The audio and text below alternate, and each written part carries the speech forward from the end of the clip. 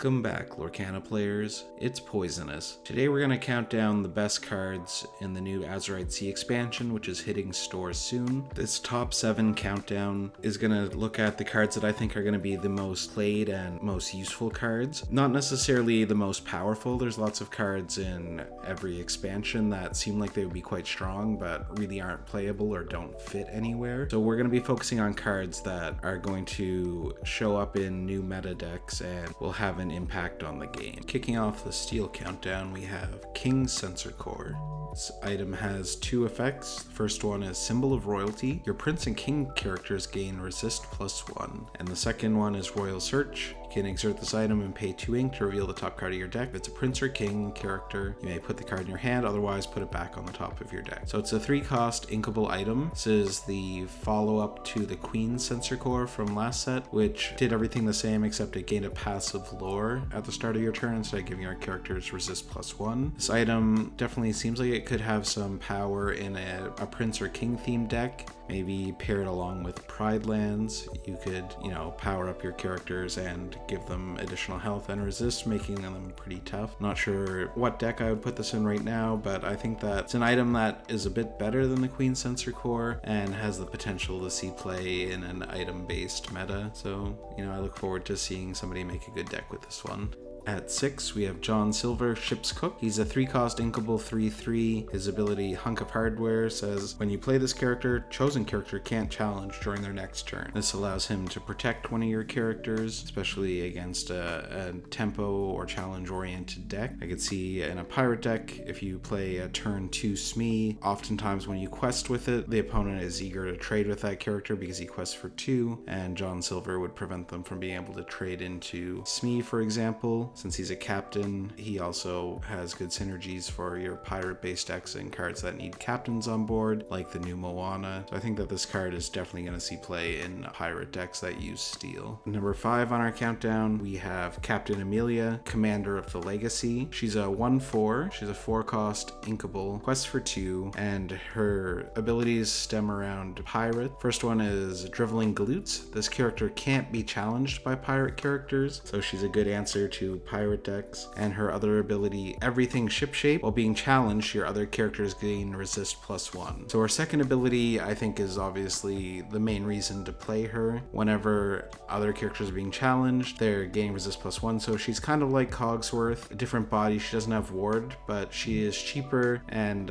pirate meta potentially. She could definitely see some play. Coming in at number 4, we have the song I'm Still Here. It's a 3-cost inkable song. Chosen character gains resist +2 until the start of your next turn. Draw a card. I think that the only reason the song is here obviously is because it has the draw card mechanic associated with it, so it replaces itself. Giving a character resist +2 could be very useful for a turn where you need to challenge into something strong, or you have a weaker character that you're trying to protect until your next turn. So giving it resist +2 so it can survive challenges might be a useful thing to do. So this card, I think, will see play. I don't think that this is a song for a steel song deck, but other decks that use steel may be able to play it. Next up at 3 is Gontu, Captain Crankyhead. He's a 5-cost inkable 4/3 that quests for 4. He's a vanilla character, but the fact that he quests for 4 at a 5-drop is very strong. And having 4 attack means that he does survive some of the ruby-based removal, like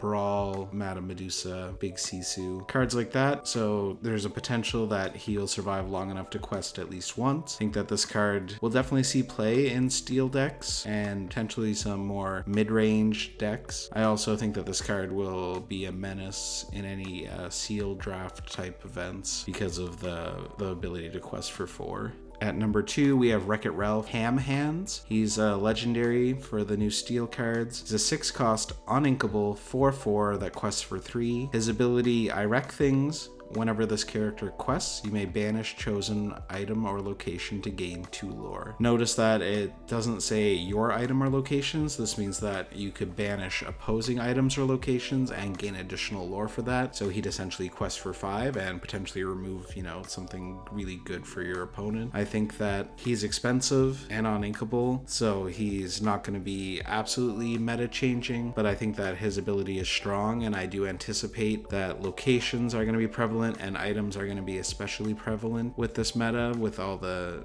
blue cards that seem to really revive blue steel. So I think that Ham Hands is going to see play for sure, and I do like the design of the card, and I really like the name. In our number 1 spot, we have Calhoun, Marine Sergeant. She's a 2-cost, uninkable, 3/2 with resist +1. Her ability says level up during your turn. Whenever this character banishes another character in a challenge, gain 2 lore. This card is quite powerful. 2-cost 3/2 with resist is going to be pretty hard to remove. She'll likely survive at least 1 challenge, potentially get to challenge twice, and gaining lore off banishing is pretty strong. I think that this card will see play in a lot of steel decks, aggro decks for sure, but I think that as long as a deck has room in terms of on inkables, I think that she is a really great 2-drop. So I could see her in like a mid-range purple steel or any kind of steel mid-range deck, and maybe even like blue steel could potentially fit her in because her ability is good. She has good strength. She doesn't die to brawl. I think that,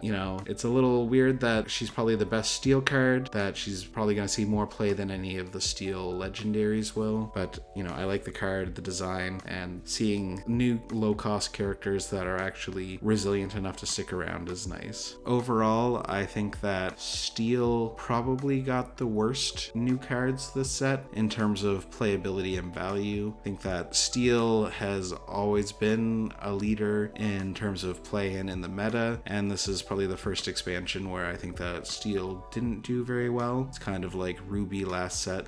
Didn't get a lot of new tools, but there are some good cards here. It's just a little disappointing that for a pirate expansion that they didn't give more good pirates to steel, and that I think too many of them ended up in amber. However, steel will inevitably see lots of play anyway because steel is so good. Thanks for watching my video. If you have any comments about the cards that I chose or think that I missed any, feel free to drop a comment below and let me know. Cheers.